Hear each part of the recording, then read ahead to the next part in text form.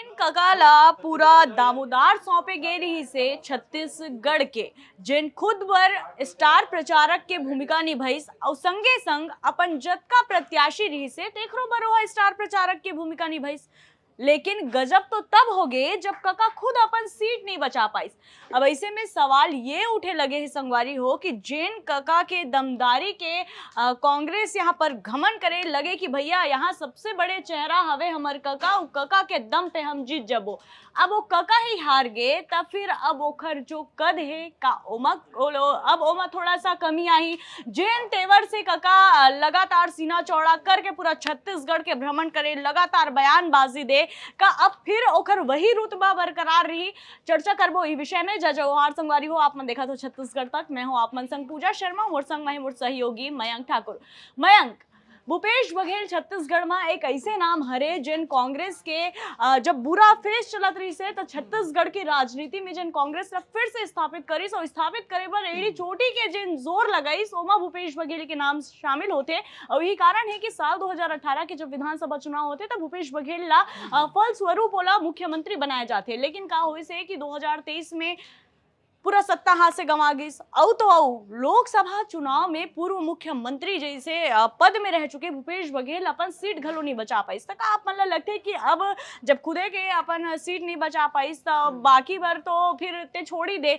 अब ये मेरे मेहनत के जरूर थोड़ा सा दबदबा बढ़ जाते काबर की ओखर सीट तो बढ़े हुए। तो आप मतलब का लगते कि जो रुतबा रही से ककला लेके जिन तरह से बात करे जाए अब का फिर से ओखर वही रुतबा बरकरार रही या ओखर जो कद है ओमा थोड़ा किन कमी आई का समझ पाते? बिल्कुल पूजा, छत्तीसगढ़ में कांग्रेस मतलब भूपेश बघेल, भूपेश बघेल मतलब कका।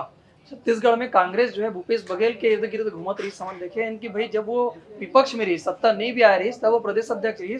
ये बात अलग है कि प्रदेश अध्यक्ष रहते हुए बहुत अच्छा काम करे, वो डायरेक्ट लड़ाई लड़े है, सीधा भाजपा सरकार के 15 साल की जो सत्ता रही सोलह उखाड़ के फेंके रही।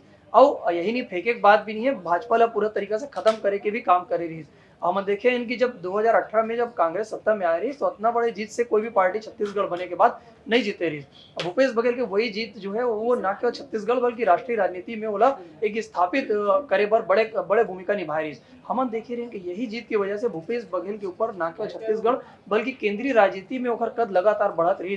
छत्तीसगढ़ के अलावा जब असम में चुनाव होते, कर्नाटक में चुनाव होते, हिमाचल में चुनाव होते, या फिर अभी हम देखें उत्तर प्रदेश में जब रायबरेली में भी पर्यवेक्षक बनाए के बारी आते तो रायबरेली में भी भूपेश बघेल ला जहाँ राहुल गांधी चुनाव लड़त रही वहां पर भी वरिष्ठ पर्यवेक्षक बना के भेजे गए रही। मतलब भूपेश बघेल के कद न केवल छत्तीसगढ़ में बल्कि राष्ट्रीय राजनीति में बढ़त रही। लेकिन अब जैसे वो अपन सीट नहीं बता पाए हैं ओखर बाद भूपेश बघेल की राष्ट्रीय राजनीति का छत्तीसगढ़ में भी ओखर कहीं ना कहीं कद घटना बिल्कुल लाजमी है। हमन देखा था कि छत्तीसगढ़ में जो भूपेश बघेल है वही टिकट बंटवाया रही, ओखर करीबी मन ला ही पूरा लोकसभा में टिकट मिले रही। ना केवल भूपेश बघेल आरोप भी लगे रही से आरोप लगे रही। देवेंद्र यादव जो है वो ओखर ऊपर कई तरह के मामला है, ओला बिलासपुर से टिकट दे दी। राजेंद्र साहू जो करीबी है ओखला दुर्ग में टिकट मिल गई। ताम्रध्वज साहू दुर्ग से लड़ना चाहते रही लेकिन ओखर जीत के कारण ओला महासमुंद जाना पड़ गई।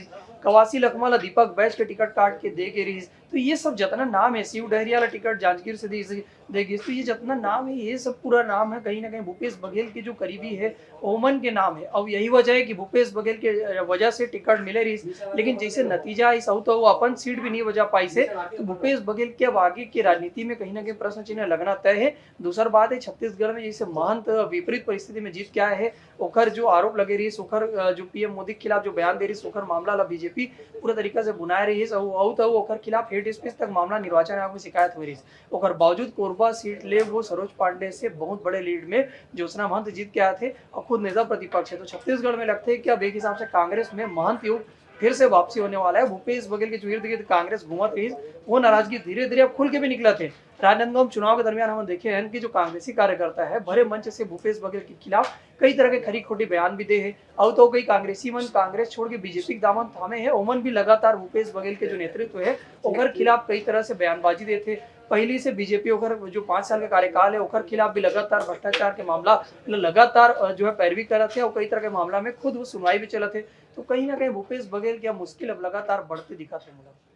बिल्कुल लोग का बोलते जैसे ही विधानसभा चुनाव नजदीक अवैया रही से 2023 में त ढाई साल के एक मुद्दा रही से ढाई साल के मुद्दा ला लेके भी काफी ज्यादा यहाँ पर छत्तीसगढ़ की राजनीति गरमाई रही से ये दौरान भी भूपेश बघेल पर लगातार आरोप लगे कि सत्ता में आए के बाद बघेल केवल अपन ही चलाना चाहते, बाकी मन ला बहुत कमतर आकत है।